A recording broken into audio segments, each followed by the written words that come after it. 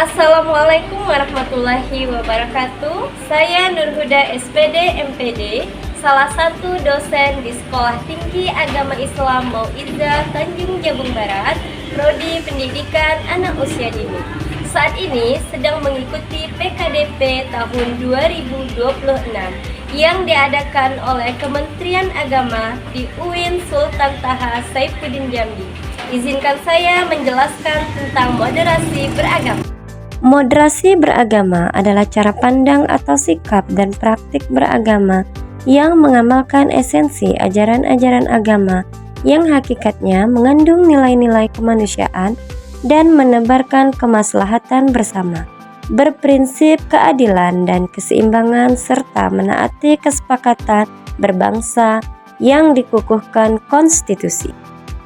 Moderasi beragama bukan berarti mengurangi komitmen terhadap ajaran agama, tetapi lebih pada penghindaran sikap fanatisme atau toleransi yang dapat menyebabkan kekerasan dan konflik.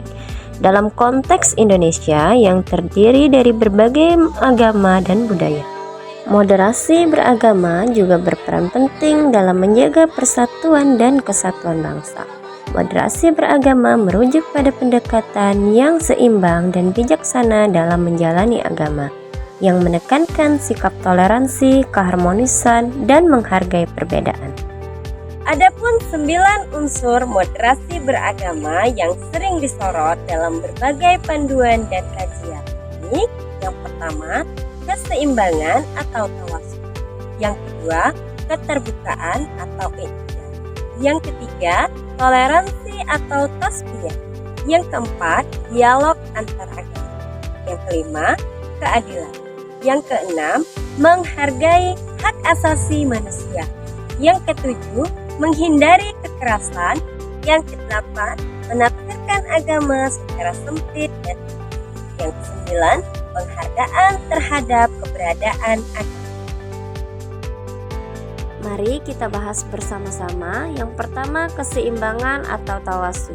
Menjaga keseimbangan dalam beragama tidak ekstrim ke arah yang terlalu liberal atau konservatif, tetapi berusaha mengikuti jalan tengah yang adil dan sesuai dengan ajaran agama. Yang kedua, keterbukaan atau i'tidal. Bersikap terbuka terhadap pemahaman dan praktik agama yang berbeda, serta tidak memaksa pandangan agama kita kepada orang lain. Yang ketiga, toleransi atau tasbiyah. Menghargai perbedaan baik dalam hal keyakinan, praktik, atau pandangan hidup, dan mampu hidup berdampingan dengan kerukunan meskipun ada perbedaan tersebut. Selanjutnya, yang keempat, dialog antar agama. Membangun komunikasi yang konstruktif antar pemeluk agama yang berbeda untuk mempererat hubungan dan saling pengertian. Yang kelima, keadilan.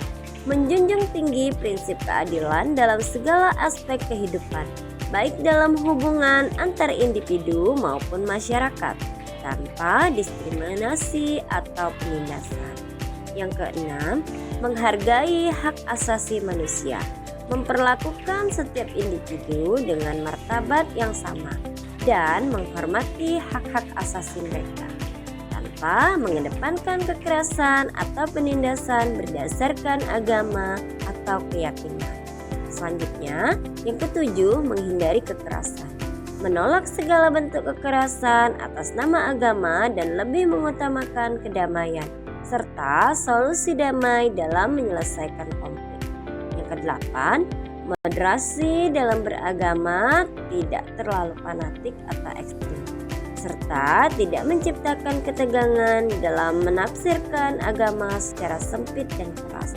Sebaliknya, menekankan pada pemahaman yang inklusif dan berorientasi pada kebaikan bersama. Terakhir, yang kesembilan, yaitu penghargaan terhadap keberagaman. Menghargai dan menerima bahwa masyarakat kita terdiri dari berbagai latar belakang agama, etnis, dan budaya yang berbeda, serta berusaha menciptakan harmoni di tengah keberagaman tersebut. Karena saya tak mau Indonesia hancur berantakan seperti ini. Perang Saudara Tiongkok, 1927 hingga 1949. Perang antara kaum nasionalis dan komunis ini menyebabkan jutaan korban warga sipil. Kekejaman, kelaparan dan penyakit berlangsung lama. 2. Perang Saudara Spanyol, 1936 hingga 1939. Perang ini ditandai dengan kekejaman di kedua belah pihak, termasuk penghilangan massal warga sipil dan tahanan perang. Intervensi kekuatan asing ikut memperparah konflik. 3. Perang Saudara Guatemala, 1960 hingga 1996. Konflik panjang ini menyebabkan genosida terhadap penduduk Maya dan penghilangan paksa. Tingkat kekejaman terhadap warga sipil terjadi sangat begitu keji. 4. Perang Saudara Kamboja, 1970 hingga 1975. Perang ini menjadi jalan bagi Khmer Merah untuk berkuasa dan melakukan genosida paling mengerikan di abad 20. Kekejaman terhadap warga sipil dilakukan secara terstruktur dan sistematis.